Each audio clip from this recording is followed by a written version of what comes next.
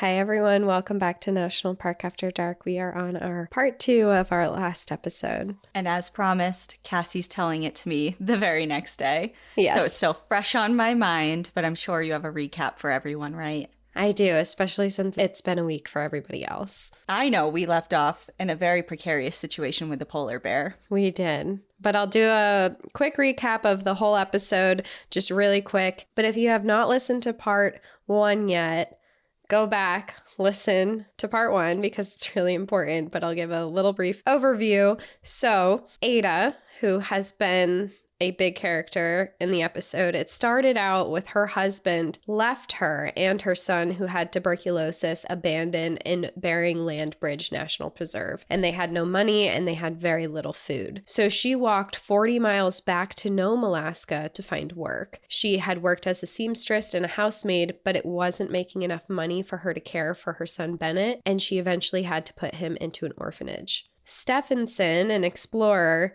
had put together a crew to lead an expedition to Wrangel Island with the intention of colonizing it. He gathered Fred, Alan, Lorne, and Robert to go on this expedition, and they arrived in Nome, and they advertised for a job for Inuit peoples to join them. And when it came to the day to leave, Ada Blackjack was the only Inuit person who showed up. Reluctantly, she did join the expedition as a seamstress and a cook for the crew, but when she arrived to Wrangel Island, she struggled a lot. She was extremely homesick, and she was suffering from Arctic hysteria. Meanwhile, back in Nome, unknowingly to them, the U.S. had deemed their expedition useless, and Wrangel Island was territory of Russia. The entire crew was struggling with weather conditions and finding proper food. Alan and Fred separated into their own camp to expand their hunting area, but ultimately decided it was too much to supply 2 camps. So one morning, when they were getting ready to pack up all their stuff and go back to their original camp, they get interrupted by a polar bear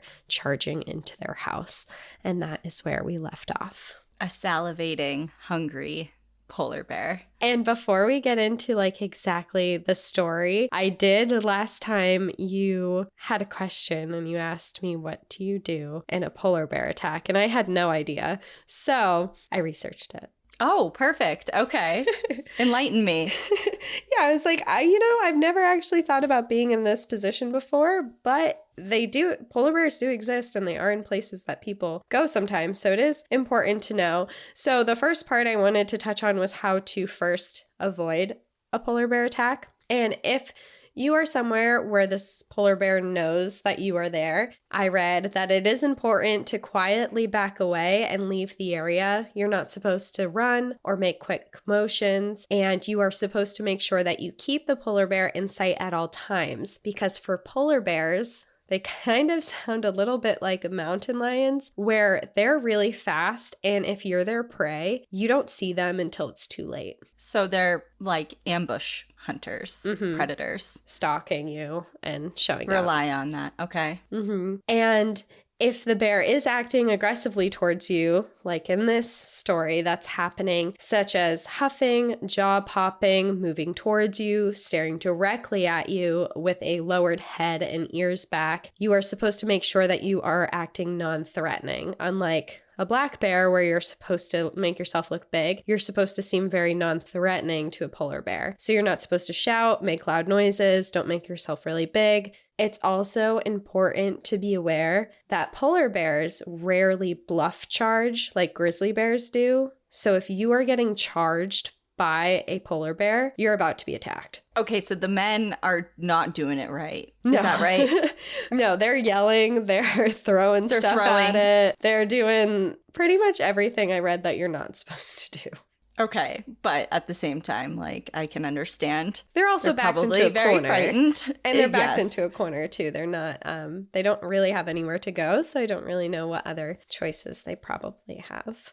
Right. Also, just like with grizzly bears and black bears, bear spray is just as effective. So if you are in polar bear country, if you can get some bear spray, it's very effective. And also another option is same with black bears and grizzly bears is you could have a firearm on you. Okay. Another thing that I read about polar bears is that they're actually very easily distractible. So if you have things you can throw like around it or in front of you, it can be enough to distract the bear to like pay attention to that. And I actually read this I thought it was a really funny article. It said that if you remove your clothing and throw it around the area, the smells will distract the bear and they'll actually stop long enough to play with your clothing and roll around with it and sniff it.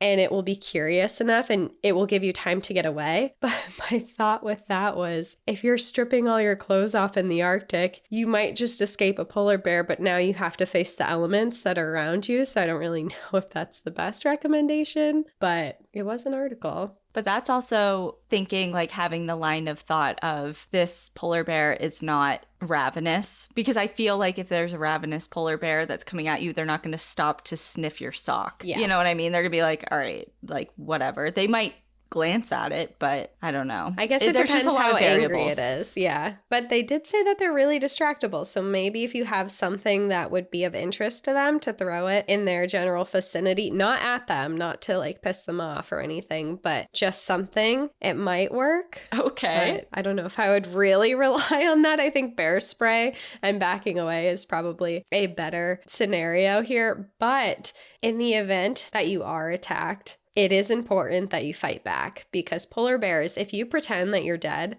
especially if they're hungry, they're just going to eat you. So do not pretend you're dead. Awful way to go.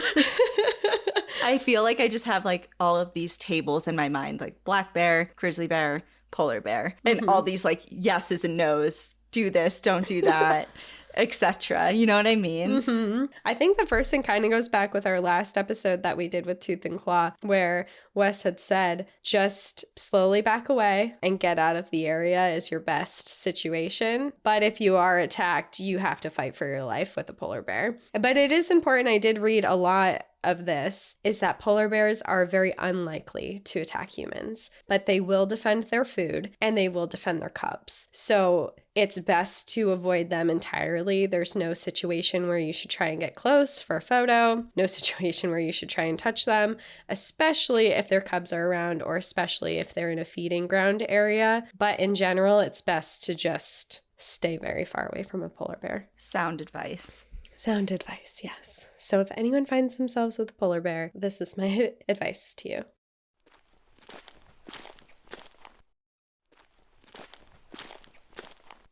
Okay, so now we'll get back into where we left off with Fred and Alan and their polar bear encounter. Fred and Alan had grabbed whatever they could find near them and they were throwing it at this bear. They grabbed firewood, pots and pans. They grabbed dishes that were shattering on the ground. They were creating all sorts of ruckus. They had really good aim, so they were hitting the bear each time they threw something at it. But this bear did not care. It was very determined and it was growling, it was grunting, there was saliva pouring out of its mouth, and it was trying to get inside their snow enclosure. Now with it only a few feet away from Fred and Alan, in a last-ditch effort, they grabbed some driftwood. They held it into the fire long enough for it to catch, and then they started throwing the hot on fire sticks at the bear. With this, the polar bear swatted the sticks away, but with the sparks and hot flames, it was starting to slowly back up. So they continued to grab these hot sticks and throw it at him. It continued to back away, and as it retreated faster, Alan followed him out. And as soon as he got outside of his snow enclosure,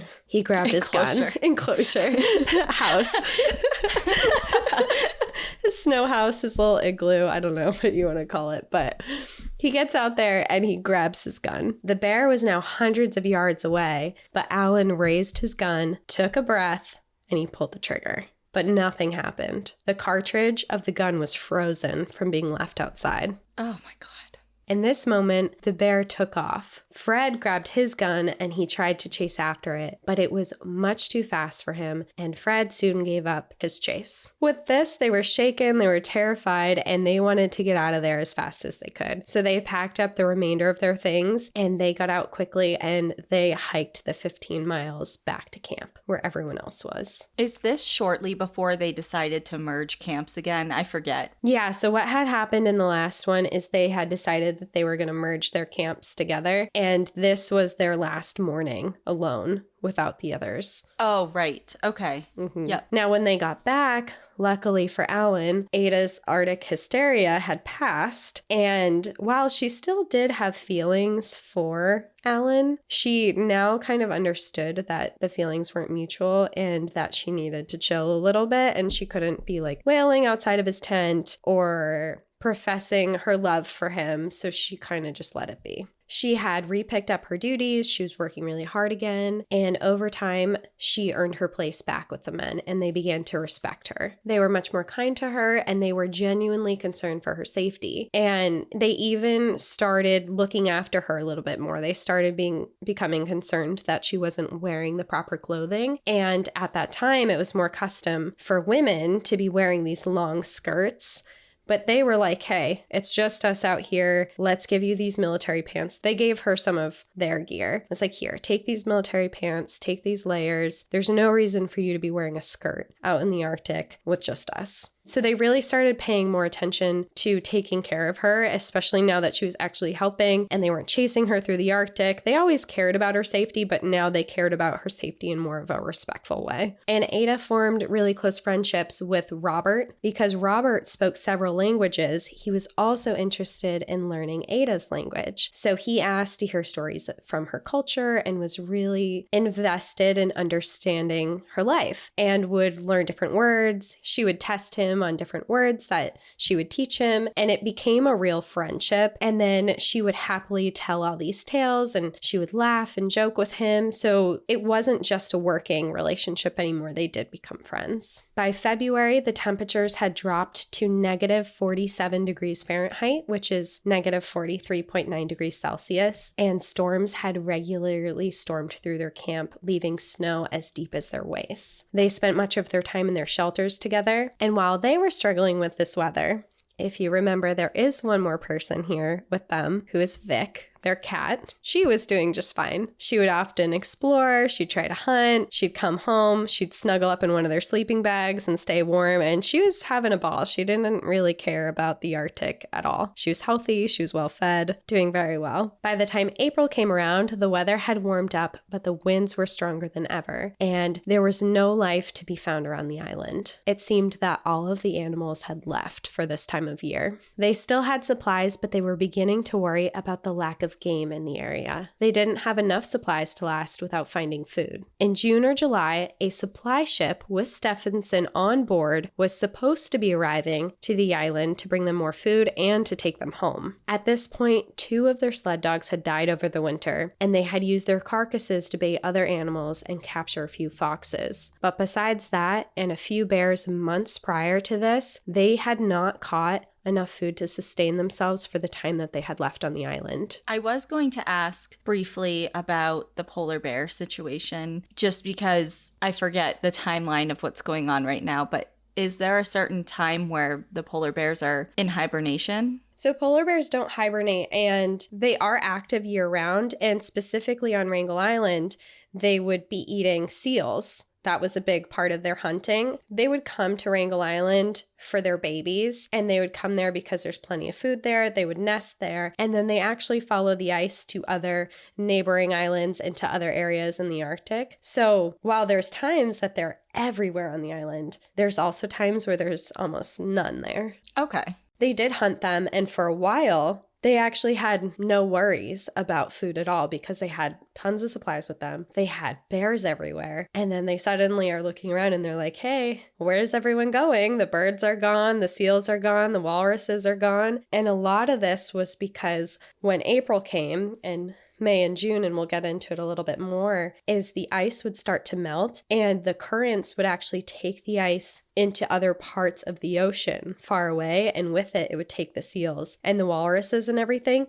So everything would go away and a lot of their food sources would leave, which we'll get a little bit more into as the episode progresses. But the idea that Stephenson had that this island was like full of life all year round, it would be super easy to live here, they find out very shortly that that is not the case. What they also couldn't have known was that Stephenson had run into problems of his own with the expedition back at home. When Canada, Britain, and the US governments declared that they were not supporting his expedition, it led to serious financial issues for Stephenson. He was broke, and his entire plan was he had hoped that the governments had realized that they were colonizing this island, that they would be really excited about it, that they would help support this expedition financially, but the complete opposite had happened. So now Stephenson had to use his own money to employ a ship back to Wrangel Island. He ended up having to appeal to the Canadian government on a humanitarian level because he stated that he needed funds to relieve the people on the island and that they could be in danger and they could be in need of medical attention.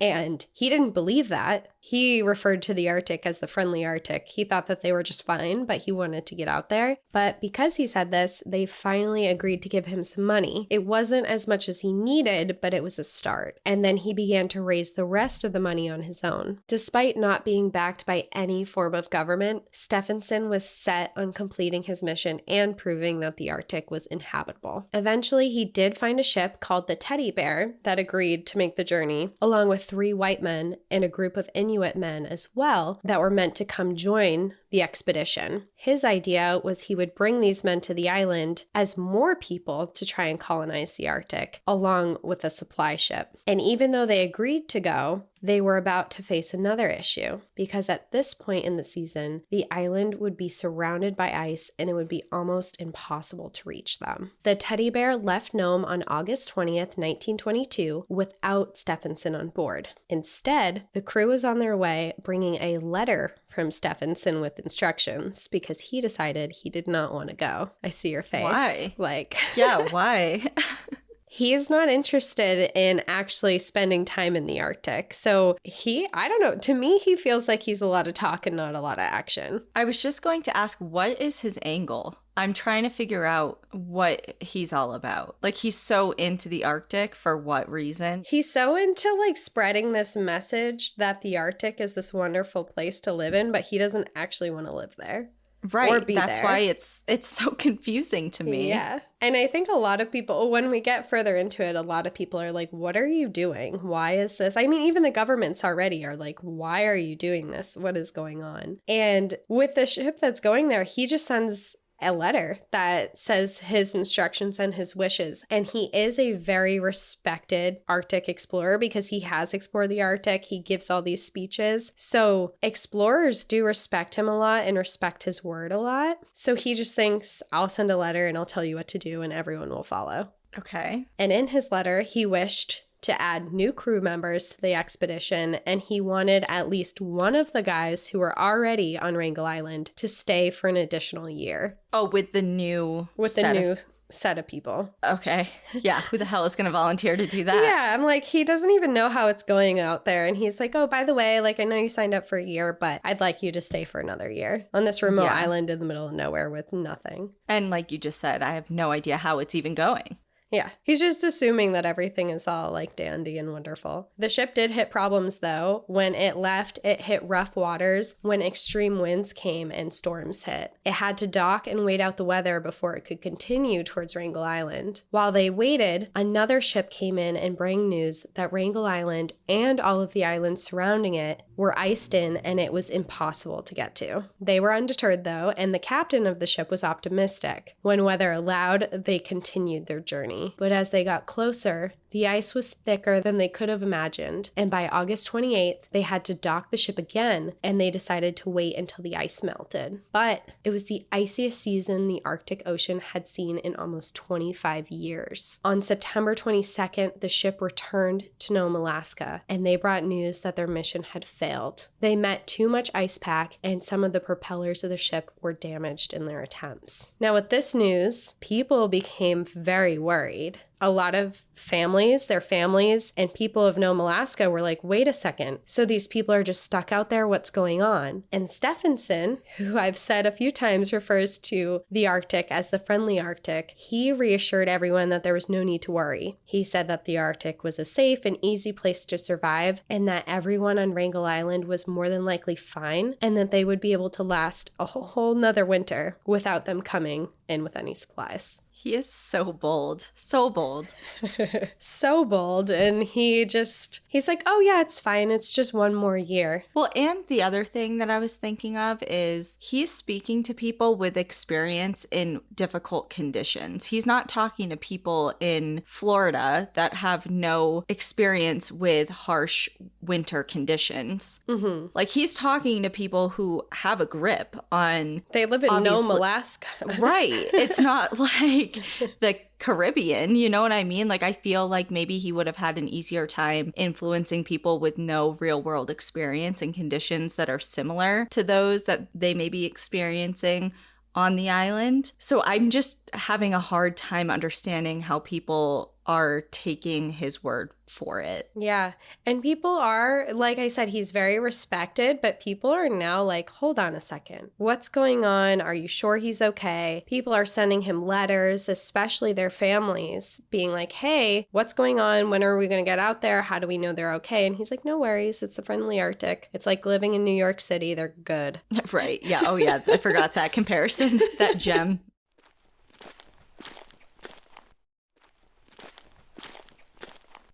Now, everyone on the island had no idea what was going on at home, and they had no idea what had gone on with the ship. They had no idea that there was an attempt. As far as they knew, in the middle of the summer, they thought that the ship was on its way. And the spirits of Fred, Alan, Lorne, Robert, and Ada were lifting as the summer came in because they thought, with this warm weather coming in, the ice is drifting away. They're going to be leaving soon. And now the days were filled with sunlight. They had gotten better at trapping and hunting, and they had high hopes that they were able to get enough food until the ship came. They were enjoying their time there more than they had been before. They started photographing what they were doing. They even took a group photo together that included Vic the cat. And Ada was less homesick than before. She still very much missed Bennett, and she was worried about him, but she was enjoying the peace that she had on the island and the routine that they had gotten into. But as the weeks went by and their supplies dwindled, there was an unspoken concern. It was obvious that the ship should have been there by now. They were still eating okay with walrus, bear, seal, and birds, but as August came and the summer was beginning to fade, so was the abundance of wildlife. They began to ration their food,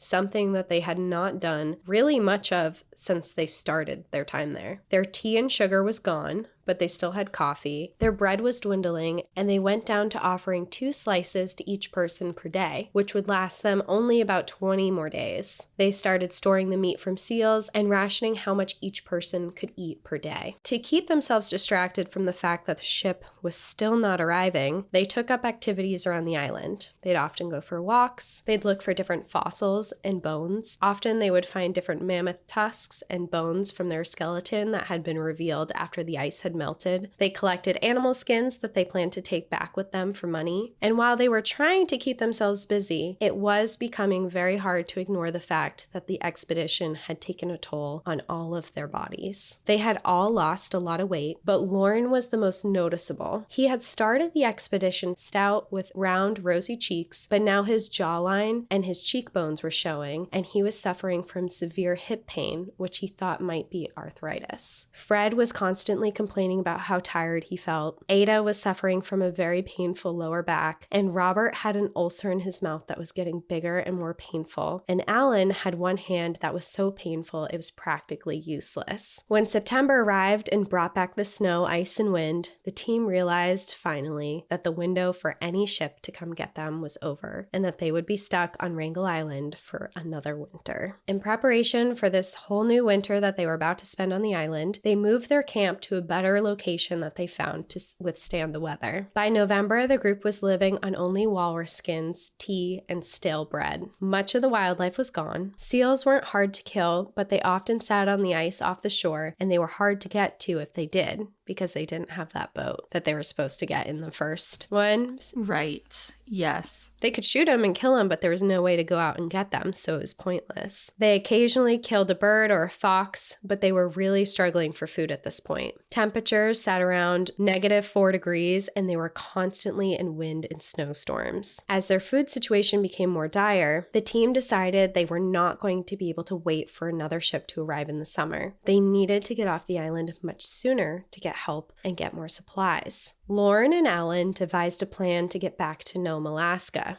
The ice shifted and moved throughout the wintertime. Their plan was to take their sled dogs and enough supplies to cross over and follow the ice all the way to Nome. The journey would take them 70 days, and it would be very dangerous, but they didn't see any other options. The ice wouldn't be solid all the way across, there would be open water in places, and the weather would be very unpredictable. But with all of their health slowly declining and the real possibility of them starving to death before the following summer, they needed to do something to find help. Which I think is just a wild thing, reading it in the book, thinking of the fact that you're going to take sled dogs across an entire ocean on ice is just wild to me. I'm like, what do you mean? Yeah, and because there's also the unpredictability of if something happens to your sled dog team, what do you now all of a sudden you have a giant curveball that you weren't prepared for adding on to the trip, now physical exertion you weren't planning on, having to go through and all of that. It's a lot. It's a lot. And being on open ice for 70 days. Yeah. And then you're on an ice cube and then a winter storm winds come in and 40 miles an hour winds and you're in the middle of the ocean. There's so much that can go wrong here. Yeah, a recipe for disaster for sure. But I do understand the situation too of the alternative also being poor. It's like you either just sit there and wait and die, or you get up and try and do something. Right.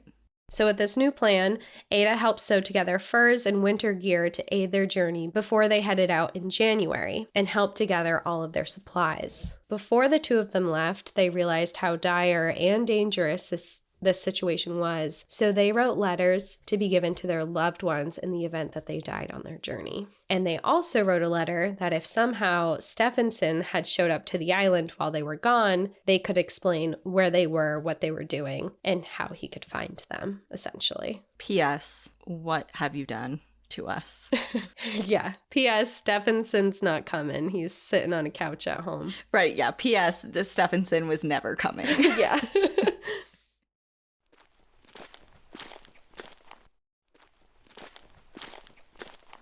On January 7th, 1923, at 1 a.m., Alan and Lorne headed out with their 5 weakened but relatively okay sled dogs, and they packed their sled with 700 pounds of supplies. Oh my God. For 5 dogs. And you have to remember, these dogs were... They've been through it. They've been through it. And part of the issue with making these dogs carry 700 pounds of supplies were they had been sitting through winter for a while, and when winter came, everyone holed up inside of their little snow shelters, including the dogs. So the dogs weren't out exercising, carrying a bunch of weight every day. They were inside staying warm and fed and alive. So they're not these beefy dogs anymore. Yeah, they're not conditioned. They're like, all right, out of retirement, let's go. Yeah, 700 pounds, let's go. Oh, God. But of those supplies, they brought food for themselves. They brought food for the dogs. They also brought along with them 4 seal skins that they planned to eventually feed their dogs, because a big portion of this is they had to keep the dogs healthy and well fed to get across. So that was a big thought to them, was they needed to make sure that they had food for the entire journey. Obviously, though, their trip was quickly filled with a lot of struggles. While their dogs were okay health-wise, they were a lot weaker due to inactivity, and carrying 700 pounds of supplies plus the 2 of them was very challenging and draining for them. Also, at this point in time, they were in 24 hours of darkness, which often led the dogs to misstep, which would then turn over their sled entirely. On top of that, over the next several days, they were hit by winds that were so severe that they had to build shelters and stay in place. The sled was also not in great shape. It was weak and it seemed like it was about to break at any moment, and they weren't making as much distance as they had hoped they would. On top of all of that,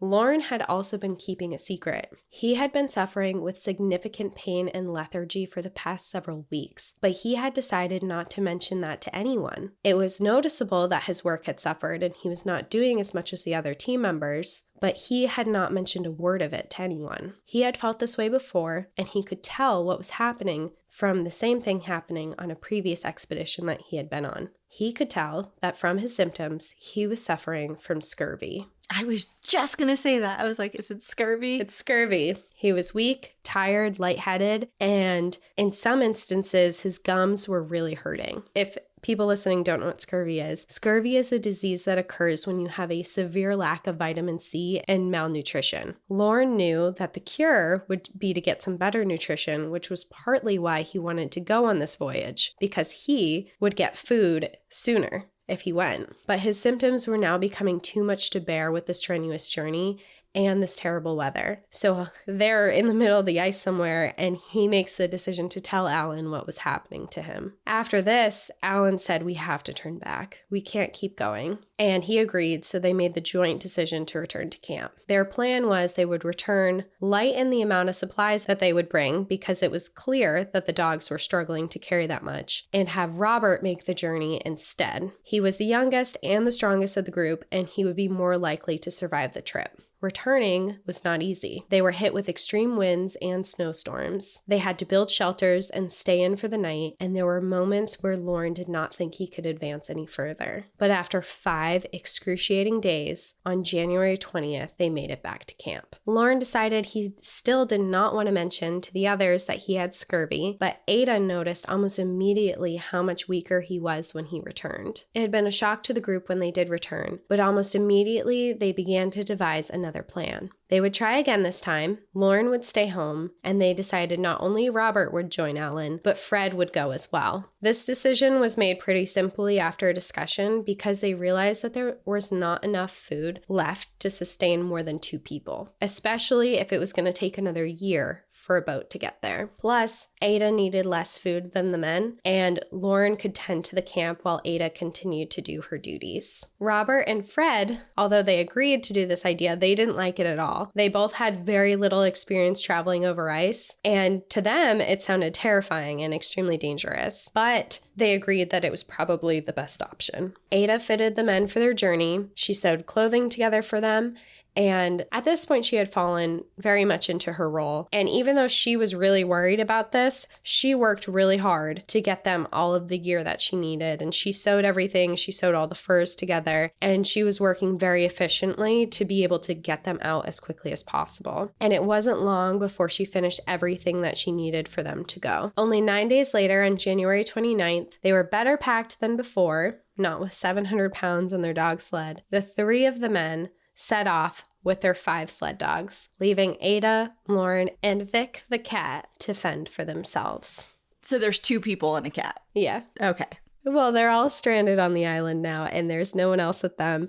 And they also have no idea when or if the 3 other men are going to return, or when and if a supply ship or any ship is going to come get them. Despite how ill Lorne was feeling, including the fact that his left leg was severely swollen above the knee, he spent the next few days working hard to make sure the camp was more suitable for 2 people. He stacked lots of wood and organized things in such a way that would make it easier for them to get to everything that they needed. Both of them were pretty unhappy to be stuck with each other. Ada was still fearful of Lorne. Out of all of the men, she had never gotten close to him and found him to be particularly cold towards her. Lorne, on the other hand, didn't think that Ada was particularly useful for survival, at least not useful enough for only 2 people. She had done well with cooking and sewing, but now it was up to the 2 of them to survive and hunt for food, which he knew that Ada had almost no experience in. Regardless, they fell into a routine and divided their portions of food. They could each have 6 pieces of hard bread per day until the seals and birds returned to the island. They also had some seal blubber and 6 gallons of bear oil that they could eat with it to help sustain them as well. Yeah. Which I think sounds disgusting. Yeah, I was just going to say, well,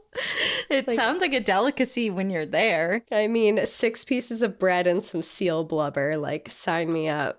I imagine them, like, dipping it into... How do you eat blubber? I don't know. I picture it being like jello-y and like... Right, jello-y for sure, but do you chew it? Do you boil it down so it's like softer? I think you like pretend you dissociate from the experience and then you just swallow it. That's how I imagine, like, anytime I see someone eating oysters, I'm like, you've got to mentally detach from that experience. That's disgusting.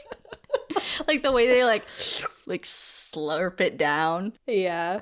And I remember just like being like, how do you, I don't know who I was talking about. I was like, how do you just do that? And they're like, you just open the back of your throat and like do it. I'm like, oh, kind of like when when you were learning in college to like do a beer bong or a funnel, like a funnel. Oh my God, yes. And they're like, I remember being a freshman and people trying to explain to me, because I have so many questions with things of like how logistically things operate and how it works. They're like, you just open the back of your throat. I'm like, what the fuck do you mean? You just, they're like, it'll just happen. And they're right. It just happens. It's like, and I was a great funneler. I nailed it. But I imagine it's somewhat like that experience. Yeah. You gotta do something. I don't know. Yeah. You got it's just, well, what? Or like you're dunking the bread into the blubber that's kind of melted, kind of like oil and vinegar. Yeah, or you rub the At a nice bear restaurant. oil on your Yeah, on what's the your difference bread. between bear oil and blubber? Blubber, I think, is like jello-y, and I insult- feel like oil is oil. Like, Yeah, but it's- where does the oil come from? I don't know. Maybe they're scared. I don't know. I don't know how you get these things. I just know that I don't know how to eat them, and I don't want to learn. And I hope I never have to learn. Okay. Another reason why I would never survive on alone. I don't think anyone has eaten blubber on alone. I take that back. I don't know. Maybe they haven't been in a location where they were able to eat blubber. Yeah, I'm not sure. I haven't seen all the episodes, so I don't know either. But All the seasons, yeah, me either. yeah. Anyway, that's what they're eating, and we feel for them.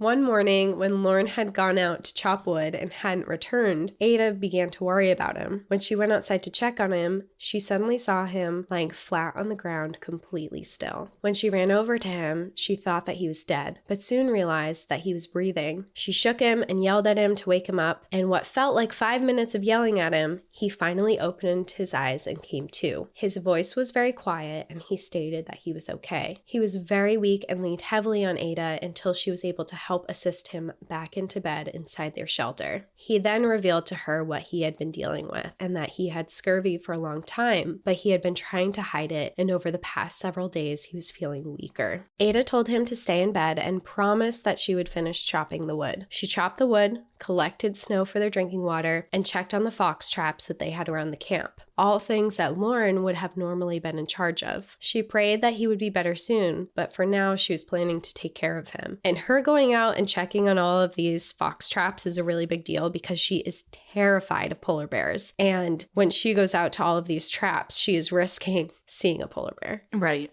Mm-hmm. Lorne was showing most of the signs of scurvy now. He was exhausted, his mood was often irritable and sad, his gums were spongy, and he had 2 loose teeth in his mouth. His breath was horrendous, and he had no appetite. He had black and blue marks on his legs, and he wasn't urinating as often as he should be. He knew that his body needed meat. If they were able to kill a fox, or better yet, a bear, it would carry the nutrition that his body needed to start mending. But Ada was deathly afraid of bears, and not only was she afraid of bears, she was also afraid of rifles. She only carried a knife on her when she went outside, and she often prayed that she just wouldn't run into a bear. As the days passed, Lorne grew weaker, and he didn't leave his bed. He was angry, and he was frustrated with Ada for not catching any food for them. His temper was short with her, and he would often call her stupid and lazy, and accused her of not trying hard enough to get them food. Oh, I thought this was going to I thought he was going to have an epiphany of like, wow, she really stepped up to the plate when I really needed support. No, he's like, I need meat and you're not catching a bear. You haven't brought a fox home. You're the only person here who can bring us food and you're not bringing anything. Okay.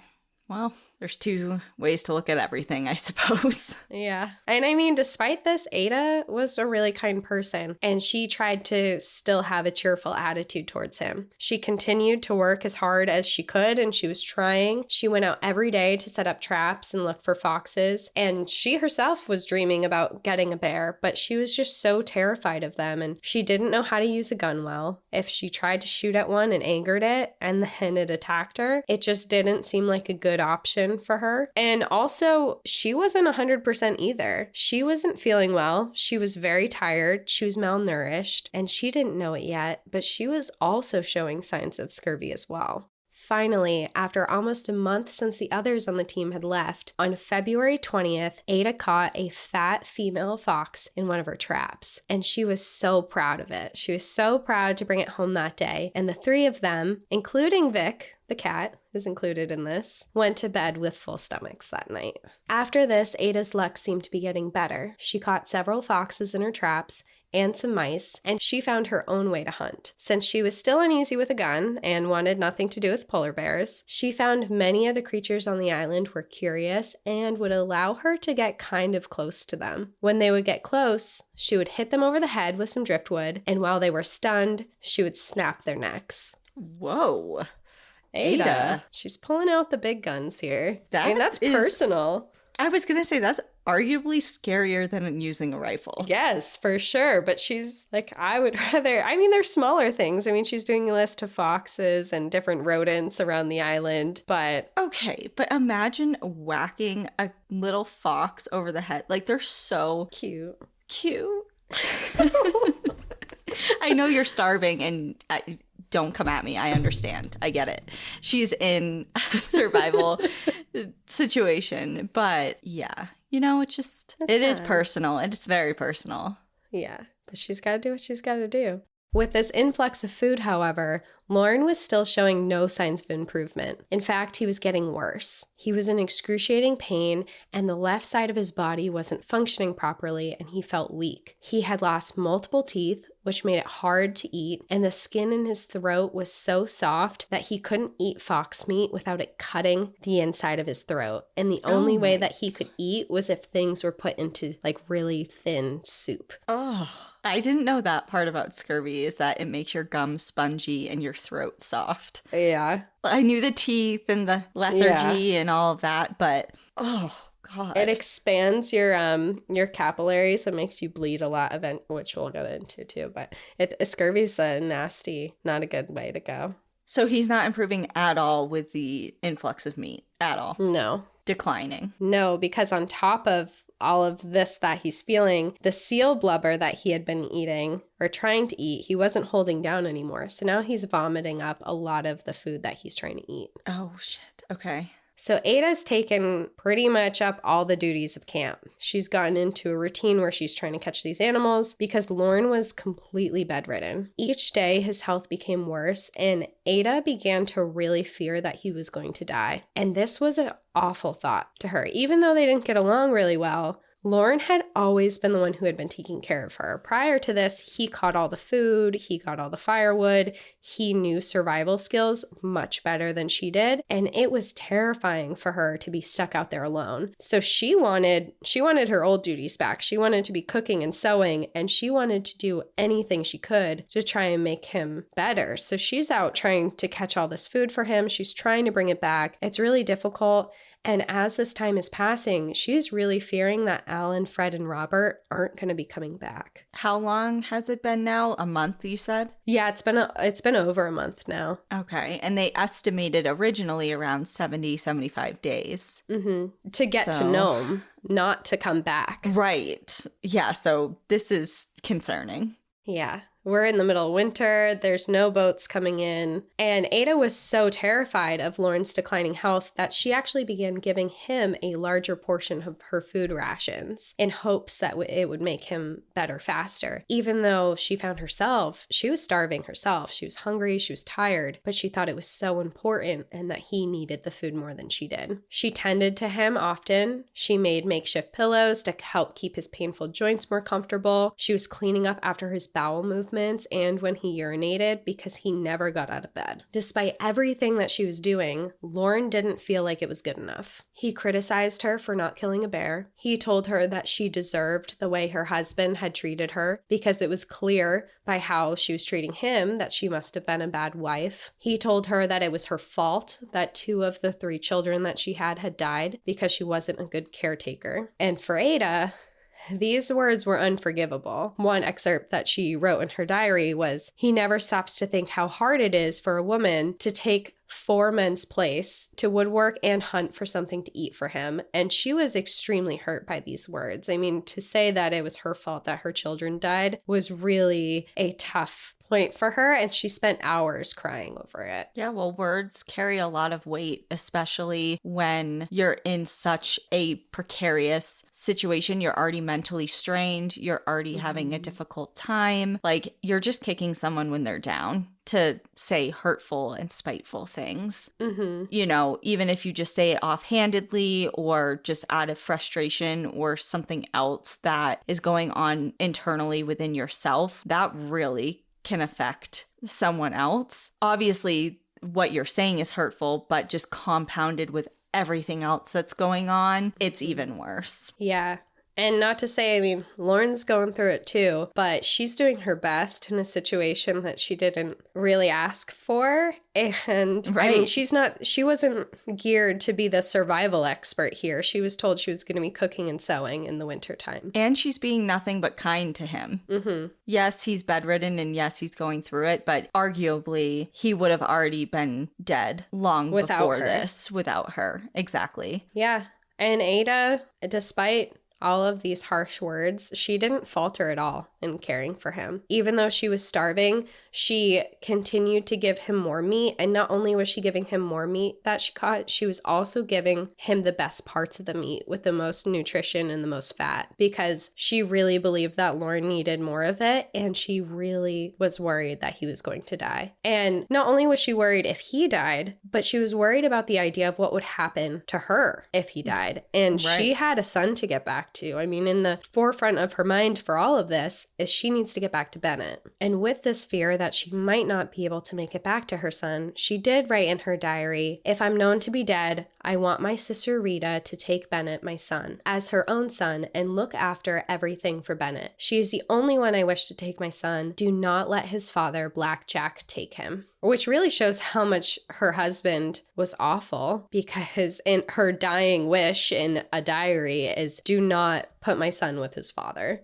Right. On the morning of Ada's 25th birthday on May 10th, so this is a few months forward of doing all this, she woke up to Lorne holding a tea pan under his nose as blood poured out of it, and his face was an awful shade of blue. Ada jumped up and tried to help him, but he was sick of her having to help him all the time, and he insisted that he was fine. But as I had said before, your capillaries, when you're suffering from scurvy, expand and you start bleeding from all different areas. Now, with this May weather, the birds had returned to the island, and Ada taught herself how to use a gun and become a good shot, which helped her massively in getting more food. But even with the influx of birds, the nutrition from them, because it was still kind of small amount of meat comes on birds, Lorne was not getting any better. She spent the days outside hunting. She caught birds, foxes, and she was collecting eggs from geese on the island, which was something that Lorne really needed. She was working during all daylight hours to find food for Lorne, but there just wasn't enough there. And the stuff that she was bringing home to Lorne,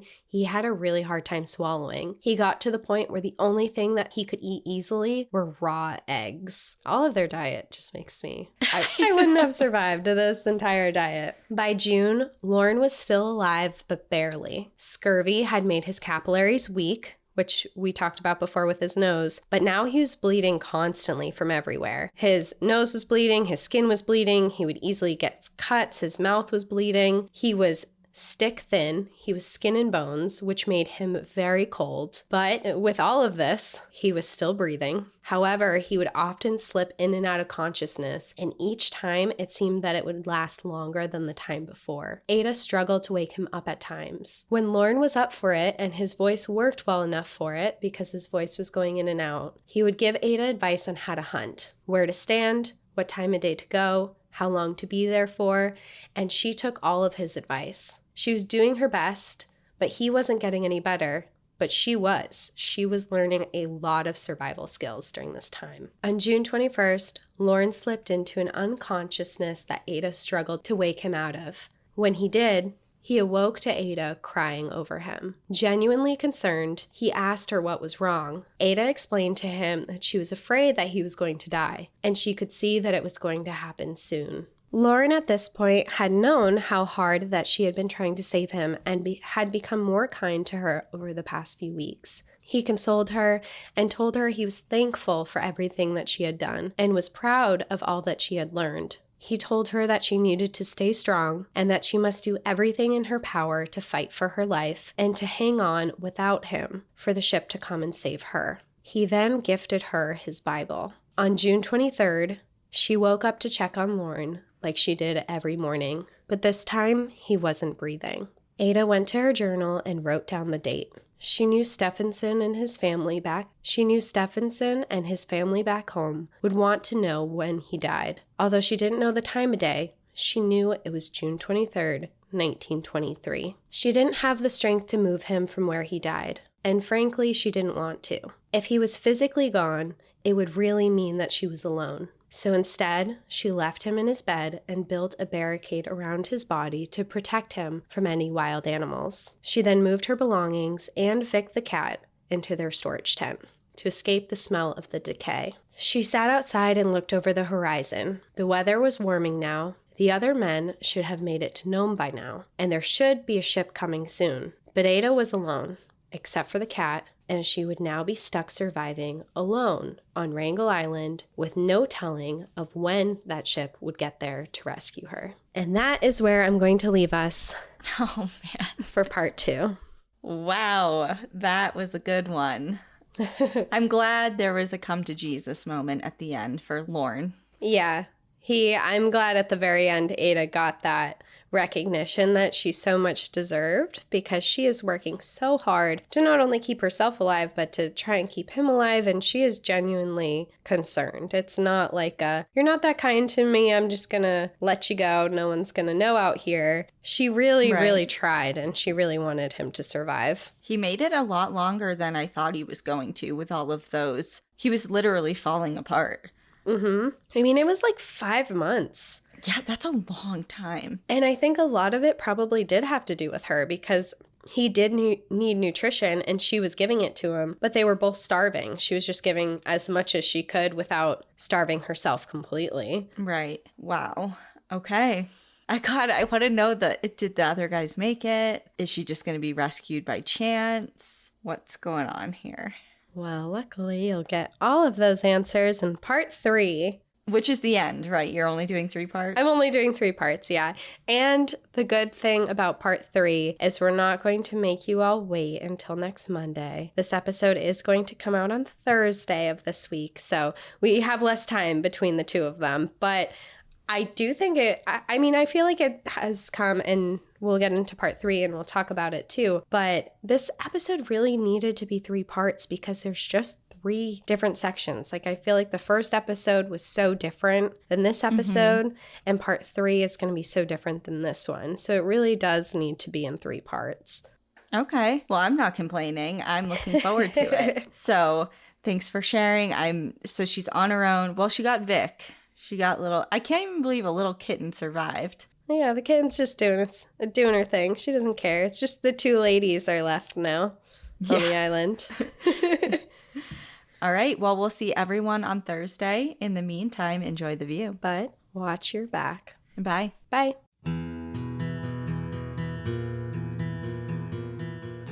Thank you for joining us again this week.